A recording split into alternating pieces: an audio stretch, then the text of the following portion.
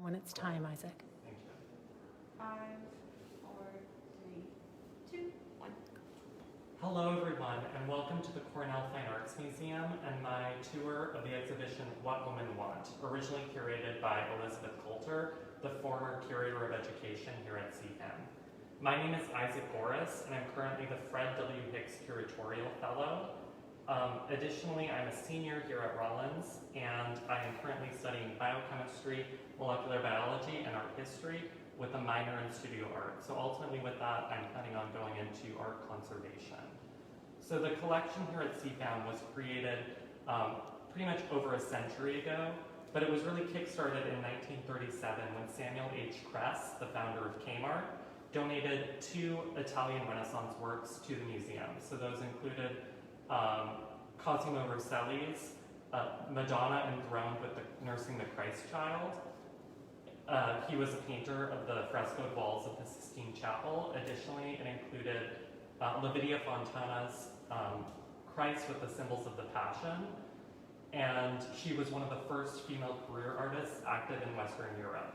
And the Fontana work they're both on display in the gallery down the hall, but the Fontana work will be going on loan to another art institution. So if you haven't seen that in a while and you want to come in and see that, it's really great work. I would definitely encourage you to visit the museum and see that in person.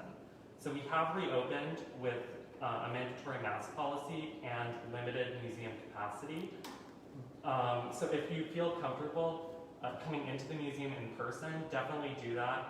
But just make sure that you reserve a ticket in advance of your visit online on the museum website. Or additionally, you can take advantage of our multiple online programming examples, such as this tour, or Arte y Café con la Curadora with our curator, Gisela Carbonell. So the current museum building was finished in 1978 and remodeled in 2006. And additionally, a good portion of CFAM's collection is it's split into 3 parts, really. So the first part is old master paintings and prints. The second part is American art, and the third part is our contemporary collection. So the contemporary collection really resulted as a result of the foundation of the Alpha and Anna Rollins College, which was formed in 2012. So that's a philanthropic boutique hotel that hosts a permanently rotating exhibition of over 300 contemporary artworks. So those were works donated to the museum and the college by Theodore and Barbara Alphond. They're both Rollins alumni who graduated in 1968. And really without them, they filled a gap in our collection. And all of the works that we'll be discussing today in this exhibition are contemporary artworks.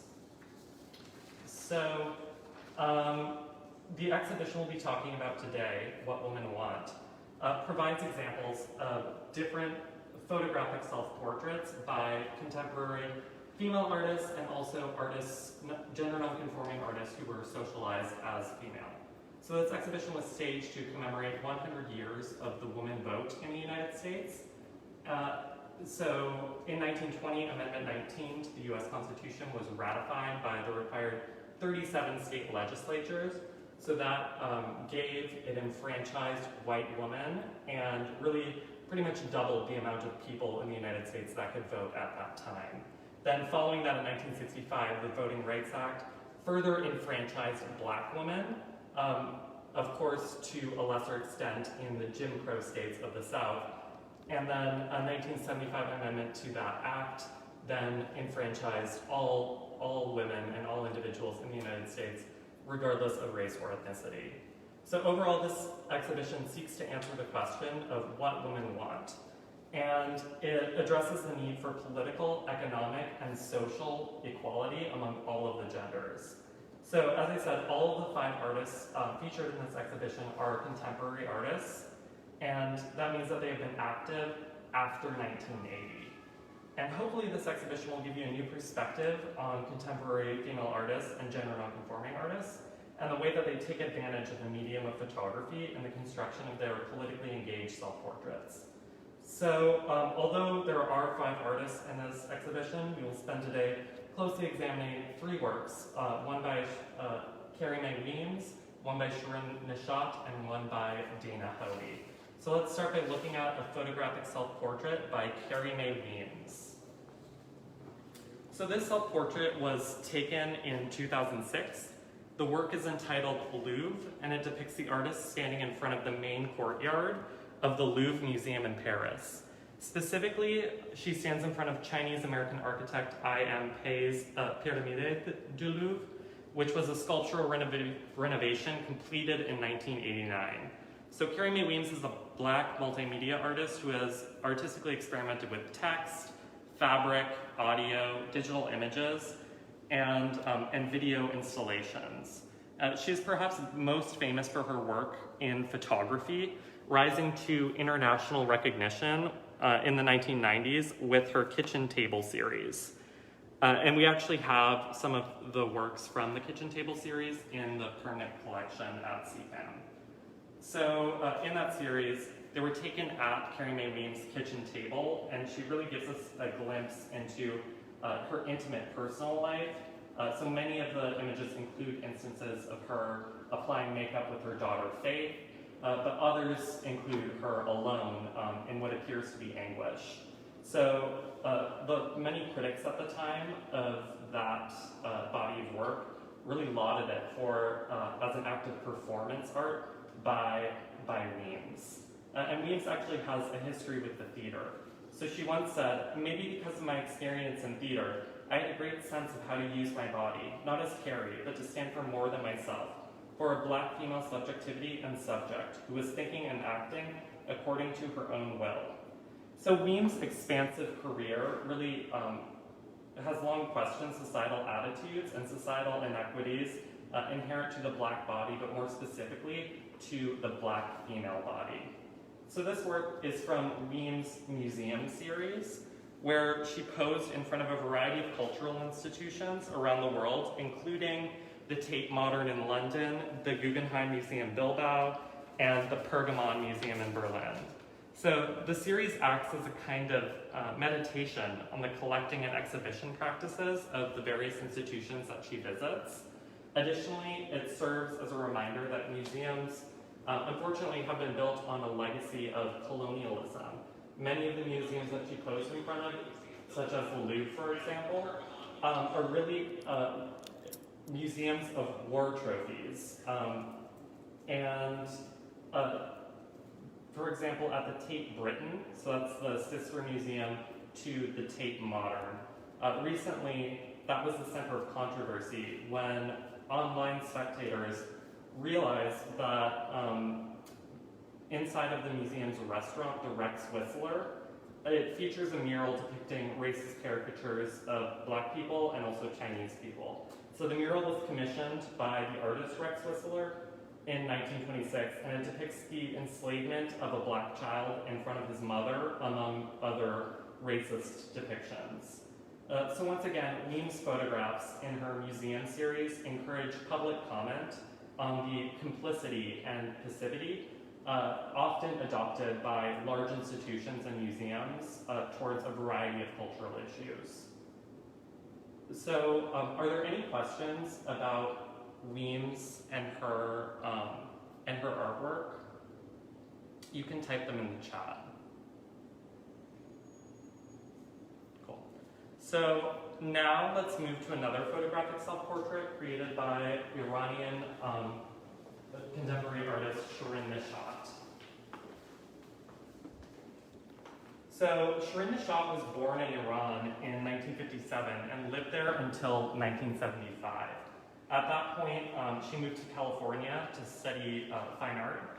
So she went to UC Berkeley and earned a BA, MFA, and an MA from UC Berkeley. And then she returned to Iran in 1990 following years of civil unrest in the Iranian Revolution and the Iran-Iraq War, and experienced a great deal of culture shock and surprise at how much has changed in her 15-year absence.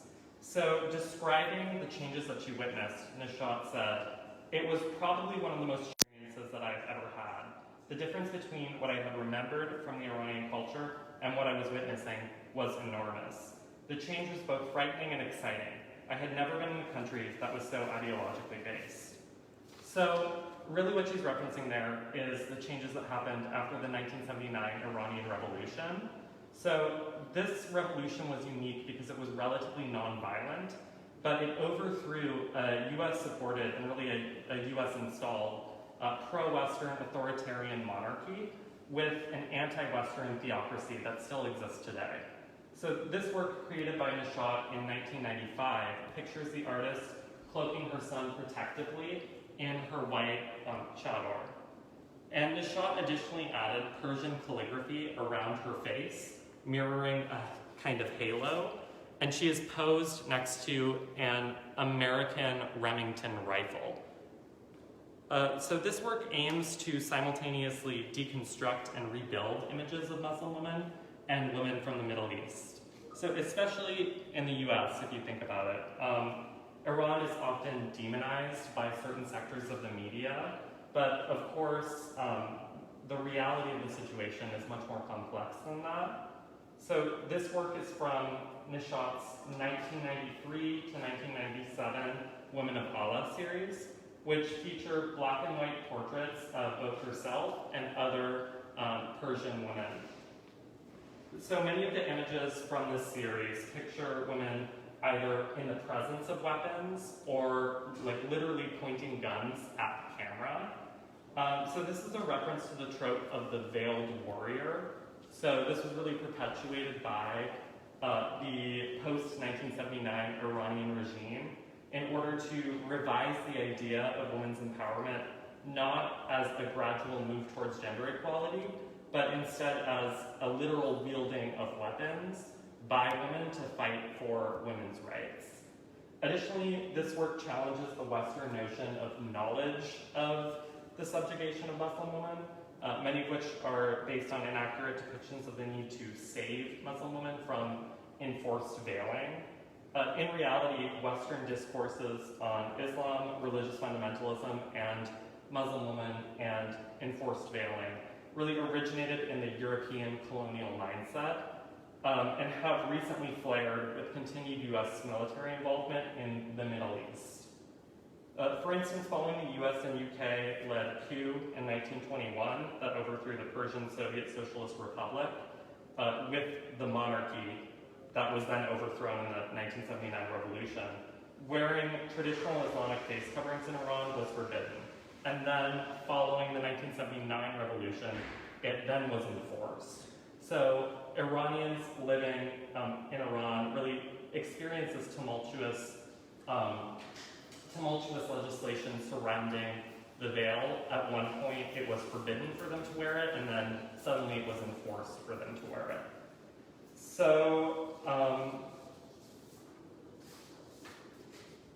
binary legal notions dictating a personal religious decision, such as the wearing of face coverings, will obviously lead to controversy. So currently many European countries have moved or are moving to ban face coverings and veils in public areas, actions that have been pointed out by activists and women, and specifically Muslim women, as discriminatory. So to return to the work on display, Nishat purposely created avenues of dialogue between Christianity and Islam in this series. So I'm curious, does this photograph remind any of you of any other artworks, particularly sculptural artworks? So you can type in the chat if you have any guesses.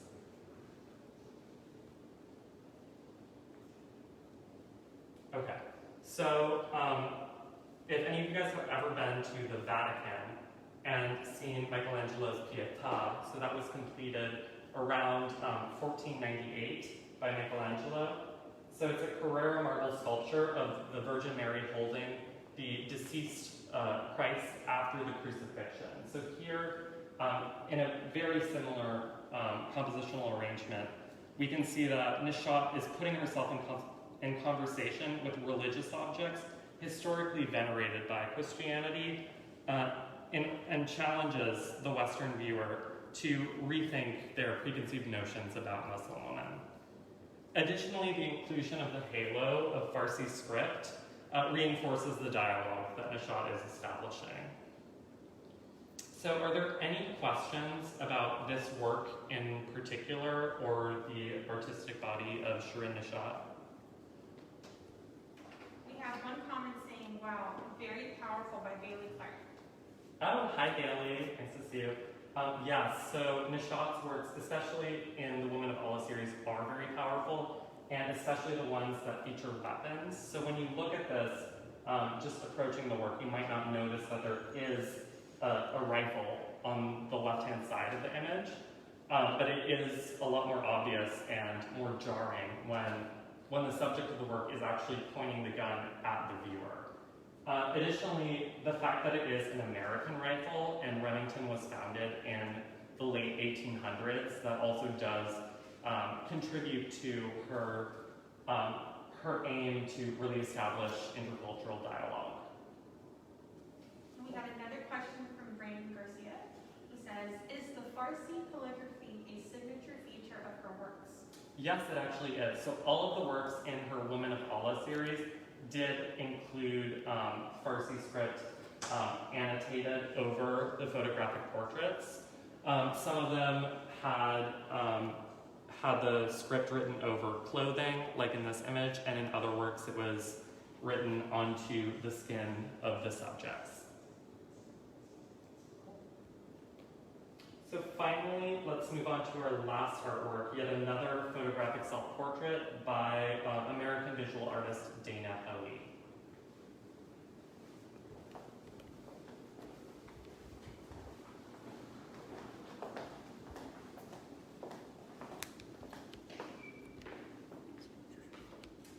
So this work is entitled We On, and it was created by Dana Hoey following the conclusion of the 2016 presidential election, when President Donald Trump beat his opponent, Hillary Clinton. So in the self-portrait, the artist is pictured outdoors with bruised eyes, and she's in a really defensive stance. So this posture, the one that she's adopting with her fists raised in front of her, is medically termed a pugilistic stance, referring to boxers or pugilists. So this stance is often seen in the corpses of bodies that were killed by extreme heat. For example, many of the casts taken at Pompeii, so that was a Roman settlement that was destroyed in 79 AD by the eruption of Mount Vesuvius. Many of the casts that were taken of the cavities left by the bodies found at Pompeii were in a similar pugilist stance due to the extreme heat of the ash that killed them. So why do we think that Hoey is adopting a stance that is both violent and also references this history of violence?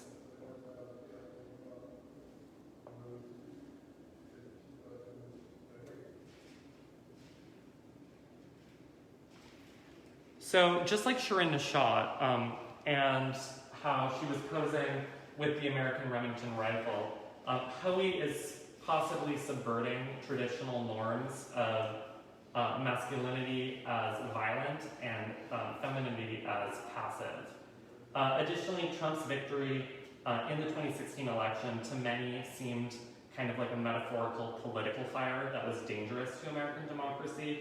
So perhaps that is one of the things that she's referencing with that pose. And then once again, she's referencing classical history, specifically the destruction of Pompeii and the rediscovery and unearthing of the bodies in this stance. And also the numerous Greco-Roman sculptures of boxers or fighters. So Hoey's work often points out societal roles that are assigned to women and encourages interrogation of those roles by the viewer. So this work is especially poignant because it came as a response to an election that a woman was projected to win. And Hoey is actually a feminist artist, and I think you could say that all of the artists in this exhibit are feminist artists. Additionally, Hoey purposely creates meticulously staged photographs that allow for multiple meanings to be drawn by the viewer, and this is kind of characteristic of contemporary artworks. A lot of them don't really just have one intended meaning. So many of her photographs include clues to their ultimate meaning, but they afford little or no answers. So for example, in 1999, Hoey exhibited over a dozen, there were 17 or 18 black and white photographs, as well as this huge billboard in her Phoenix exhibition, which traced the paths of two female bounty hunters who converged in Arizona. And needless to say, the exhibition was extremely confusing and featured many ambiguous images, such as a girl living in a tree and bounty hunters talking to an elderly man and a cowboy. So really, in that exhibition in particular, you could really see femininity versus masculinity. The cowboy and the elderly man were meant to stand in as kind of like the trope of the white hero in a lot of like American like cinema and literature. And one photography critic even commented that the exhibition is a mystery that bristles with clues but is ultimately unsolvable. Perhaps it is unsolvable. So this really reinforces the ambiguity that we see in this photograph and also in the rest of Hoey's work. So overall, Hoey's body of work reflects on her identity as a female artist, and it encourages critical discourse over societally determined gender roles. So are there any questions about this work by Dana Hoey or any of the artists I've talked about today?